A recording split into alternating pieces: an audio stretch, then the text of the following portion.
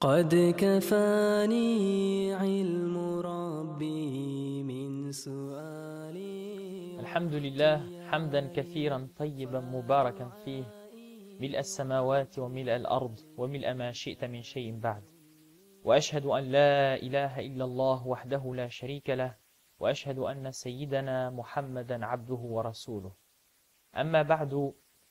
Voilà, donc nous allons aujourd'hui Inch'Allah aborder la chronique finalement qui sera la chronique de conclusion. Chronique de conclusion, étant donné que l'objectif des chroniques justement qui ont précédé, ça a été de faire une présentation somme toute assez générale de la spiritualité. Nous avions au départ mis en évidence que la spiritualité pouvait être abordée d'un certain nombre de manières. Donc en guise de conclusion, nous allons faire deux choses Inch'Allah. La première, ce sera de résumer finalement tout ce que nous avons dit jusqu'à présent et puis de mettre en évidence les grands axes de la spiritualité tels qu'ils sont abordés dans les livres de nos prédécesseurs avec un mot d'explication à chaque fois, Inch'Allah, pour que les choses soient assez concises et assez compréhensibles. Alors pour la première des choses, nous avions donc fait une introduction pour placer finalement la spiritualité sur de bons fondements.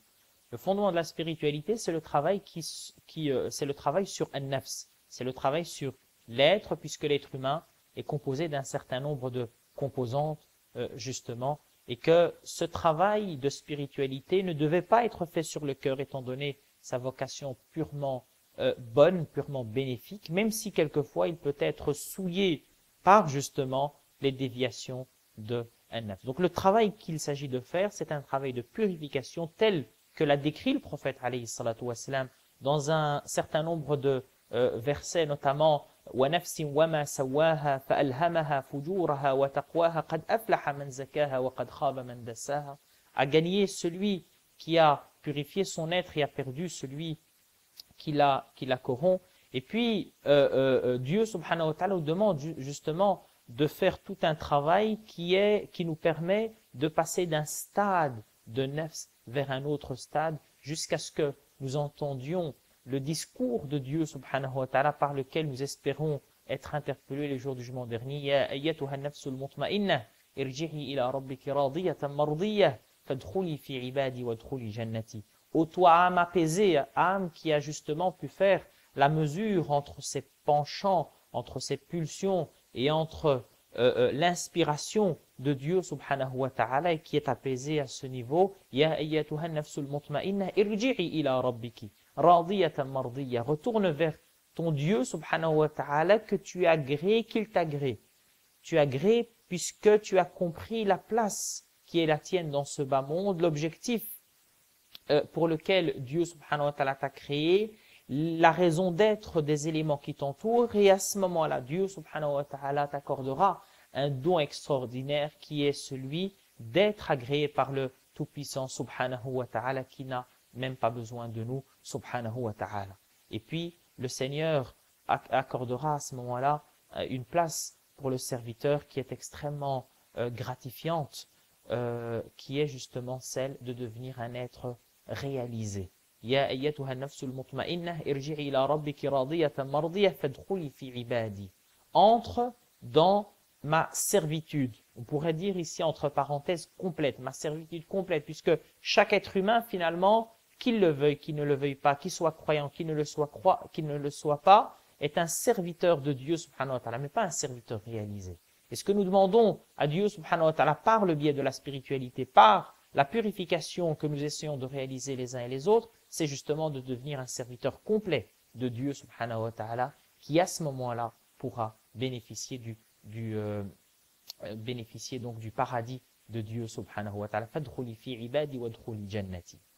Et donc la spiritualité commence par, et ça c'est l'une des introductions les plus importantes, pour pouvoir cheminer vers Dieu subhanahu wa ta'ala, il faut pouvoir se comprendre soi. Man arafa nafsahu faqad arafa rabbah. Celui qui se connaît Dieu subhanahu wa ta'ala. Et puis le cheminement spirituel a un cadre, c'est-à-dire un point de départ, un point d'arrivée. Et le point de départ, ça va être justement une décision qui doit être prise par par l'esprit, par l'intelligence, une conscience que nous sommes sur terre aujourd'hui et que nous allons rencontrer Dieu subhanahu wa ta'ala, et que c'est lui qui nous a créés, et que c'est à lui que nous devons tout, et que nous gagnerons en entreprenant son chemin. Donc ça, c'est le point de départ de la spiritualité. L'objectif de la spiritualité, eh bien, c'est la conscience de Dieu subhanahu wa ta'ala, ce qu'on a appelé at-taqwa, conscience de Dieu subhanahu wa ta'ala, qui nous permet de nous attacher à lui, qui nous permet de comprendre sa suprématie, qui nous permet de nous attacher à lui lorsque telle ou telle personne nous présente autre chose comme ayant comment dire, un impact sur notre vie. On voit la manière dont les compagnons, lorsque et ça c'est dans Surat Al-Ahzab, Dieu subhanahu wa ta'ala leur dit donc au niveau des compagnons, qui lorsqu'on leur a fait peur, inna an-nasa qad jama'u lakum, les gens ont rassemblé entre guillemets leurs armes pour venir vous combattre. Fazadahum imanan wa qalu hasbunallahu wa ni'mal wakil. En entendant cette phrase, les compagnons du prophète n'ont pas eu peur, étant donné qu'ils étaient éduqués à comprendre la suprématie de Dieu subhanahu wa ta'ala sur toute chose. Et donc ils ont répondu ça.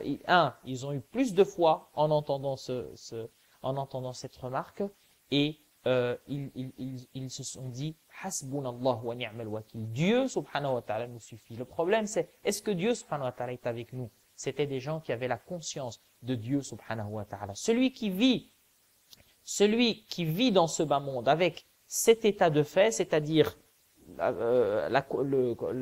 avec justement la décision de cheminer vers Dieu, la conscience qu'il doit réaliser l'adoration parfaite du Seigneur, ce sera quelqu'un qui sera extrêmement exigeant à son égard. Ce sera quelqu'un qui se demandera des comptes. Ce sera quelqu'un qui fera un effort sur lui-même. Ce sera quelqu'un qui cherchera ses défauts. Ce sera quelqu'un qui cherchera à combler ses défauts et à les corriger. Ce sera quelqu'un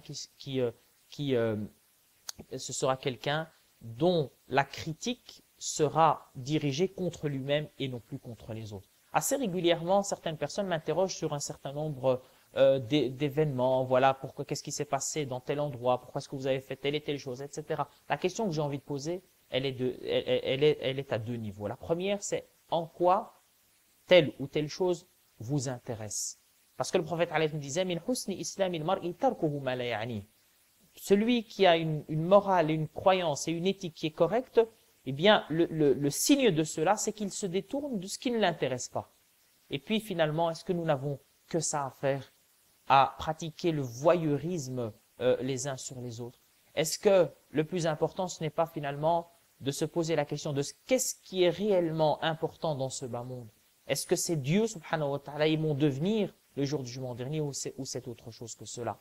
Et à chacun, évidemment, de se poser cette question et de réaliser donc un travail à ce niveau-là. Et puis, et ça c'est également un point important qu'on a encore abordé dans la chronique précédente, qui est justement que nous devons avoir un exemple sur ce chemin qui mène vers Dieu subhanahu wa ta'ala, qui ne peut être que le prophète alayhi salatu wassalam. Ça ne peut être que le prophète alayhi salatu wassalam, étant donné que Dieu subhanahu wa ta'ala nous l'a présenté lui comme étant l'exemple. لَقَدْ كَانَ لَكُمْ فِي رَسُولِ اللَّهِ أُسْوَةٌ حَسَنَةٌ. Vous avez dans ce prophète alayhi salatu wassalam un bel exemple dans tous les domaines. Pour pouvoir comprendre la religion, le seul moyen, c'est justement de suivre ce prophète alayhi salatu wassalam et d'apprendre la religion de lui.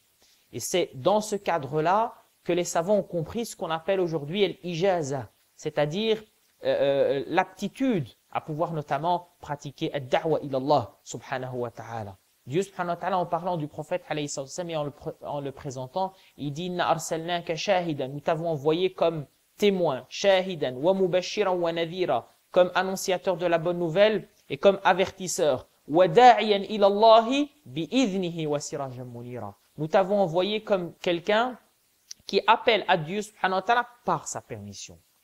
Comme pour dire que celui qui appelle à Dieu subhanahu wa ta'ala, mais pas par sa permission, il n'a pas reçu de permission pour appeler à Dieu subhanahu wa ta'ala, c'est quelqu'un qui dans son appel commettra des erreurs. Ce sera quelqu'un des erreurs au niveau religieux, pas au niveau évidemment organisationnel. Ce sera quelqu'un qui commettra de graves erreurs. Et c'est dans cette optique que les savants à travers les époques ont tenu justement à s'attacher à une chaîne de transmission dans tous les domaines qui font la compréhension de la religion. وَدَاعِيًا إِلَى اللَّهِ بِإِذْنِهِ وَسِرَاجًا مُنِيرًا. Et dans le hadith que le prophète alayhi salam à ce niveau a prononcé, il est également, il faut le comprendre avec beaucoup de profondeur, بَلِّغُوا عَنِّي وَلَوْ آيَةً. Propagez de moi ne fût-ce qu'un seul verset. Alors certains prennent ce verset en disant, ah ben voilà, tout ce que je connais de l'islam, je dois le dire. Mais est-ce que ce que tu connais de l'islam, tu es sûr de l'avoir bien compris? Est-ce que tu es sûr de l'avoir bien maîtrisé? Et c'est d'ailleurs pour ça que le prophète nous disait, donc le hadith en question dit, Balliru anni walau aya, c'est-à-dire que ce que vous avez, que vous tenez de moi, et pour lequel je vous accorde une permission, à ce moment-là, pratiquez ad-da'wa ila Allah subhanahu wa ta'ala, de la manière dont le prophète alayhi salam nous l'a appris. Et puis la dernière partie que nous avons abordée ensemble, eh bien c'est tout simplement un constat. Le constat qui est que la purification c'est difficile. Et que la première étape de cette purification c'est de protéger ce cœur. Et que la protection de ce cœur se fait par la protection des canaux qui mènent vers ce cœur, qui sont le regard, qui sont la parole, qui sont l'ouïe, qui sont les mains, qui sont les pieds, tout cela, inna as-sam'a wal basara wal fu'ad kullu ulaika kana anhu mas'oula. As-sam'a, l'ouïe, al-basar, la vue, al-fu'ad. Il y a toute une série d'explications, nous allons retenir simplement ici pour aller rapidement. Le cœur, tout cela, vous en serez responsable le jour du jugement dernier. Eh bien, nous espérons, Inch'Allah, dans les prochaines semaines, aborder la spiritualité par l'un des 4 canaux. Et ces 4 canaux sont les suivants. 1. La spiritualité a été abordée sous forme de station, c'est-à-dire d'acquis. Alors, il y a l'acquis de at-tawbah, ilallah subhanahu wa ta'ala. Lorsqu'il est acquis, on peut passer au canot suivant, tawbah, c'est-à-dire le repentir sincère, comme on l'a expliqué précédemment. Mais avant cela, il y a ce qu'on appelle al-yaqadha, c'est-à-dire le réveil, l'éveil. Et puis, il y a un 3e canal, etc., jusqu'au dernier qui sera celui de at-tawhid. Et donc, l'unicité de Dieu, subhanahu wa ta'ala, mais l'unicité vécue, et pas simplement le fait d'avoir une conception de Dieu, subhanahu wa ta'ala, comme étant l'être unique, subhanahu wa ta'ala. Et là, un certain nombre de savants ont écrit dans ce domaine. L'imam Abu Hamid Razali, par exemple, dans son livre Minhajul Abidin, il aborde la spiritualité sous une autre méthode, puisque pour lui, la spiritualité est faite d'un certain nombre d'obstacles. Et donc, si ma mémoire est bonne, il en dénombre 7 grands types d'obstacles, et qu'il étudie dans ce livre, et il nous explique la manière d'agir et d'interagir dans la spiritualité face à ces obstacles-là. Troisième grand domaine de la spiritualité, qui est les notions spirituelles. C'est-à-dire, alors on peut prendre toute une série d'exemples à ce niveau-là, mais au niveau de la première hikma, la première sagesse qui était la sienne, ou l'une des premières, eh bien c'est par exemple رُبَّ مَعْصِيَةٍ أَوْرَثَتْ ذُلًّا وَانْكِسَارًا خَيْرٌ مِنْ طَاعَةٍ أَوْرَثَتْ عِزًّا وَاسْتِكْبَارًا. Une mauvaise action, un péché qui mène vers al-dhul wal-inkisar, la modestie et l'inclination, vaut mieux qu'une bonne action qui mène vers l'orgueil et l'ostentation. Alors ici, évidemment, c'est une notion très importante de la spiritualité qui nous permet de conclure un certain nombre d'éléments, notamment que la spiritualité, ce n'est pas de mener à plus d'action, mais c'est de mener à plus d'obéissance. Et c'est 2 choses qui sont complètement différentes. Nous les expliquerons, Inch'Allah, lors de prochaines chroniques. Et puis, la dernière manière d'aborder la spiritualité, c'est la spiritualité pratique. C'est l'exemple de nos prédécesseurs. C'est l'analyse de leur vie. Et on verrait à ce moment-là que ce sont des gens qui ont acquis une maîtrise d'eux-mêmes qui est extraordinaire. Il y a parmi eux, évidemment, ceux qui sont vivants, d'autres sont morts. Comme le dit d'ailleurs le Coran, فَمِنْهُمْ مَنْ قَضَى نَحْبَهُ وَمِنْهُمْ مَنْ يَنْتَظِرُ وَمَا بَدَّلُوا تَبْدِيلًا. Il y a parmi eux certains qui sont morts, décédés, retournés chez Dieu subhanahu wa ta'ala, et d'autres qui attendent, et l'un et l'autre n'ont rien changé de ce que Dieu subhanahu wa ta'ala leur a transmis. Demandons à Dieu subhanahu wa ta'ala de nous permettre de réaliser de bonnes actions et de devenir des serviteurs réalisés de Dieu subhanahu wa ta'ala, qui nous permettent de terminer notre vie, de la commencer comme nous terminons nos bonnes actions et comme nous les commençons. Allahumma ighfir lana dhunubana wa kaffir anna sayyi'atina wa tawaffana ma'al abrar. اللهم اقسم لنا من خشيتك ما تحول به بيننا وبين معصيتك ومن طاعتك ما تبلغنا به جنتك ومن اليقين ما تهون به علينا مصائب الدنيا. متعنا اللهم بأسماعنا وأبصارنا وقواتنا أبدا ما أبقيتنا، اجعله الوارث منا، اجعل ثأرنا على من ظلمنا، انصرنا على من عادانا، لا تجعل الدنيا أكبر همنا ولا مبلغ علمنا، ولا تسلط علينا بذنوبنا من لا يخافك فينا ولا يرحمنا. سبحان ربك رب العزة عما يصفون وسلام على المرسلين والحمد لله رب العالمين. علم ربي من سؤالي واختياري، فدعائي وابتهالي شاهد لي بافتقاري.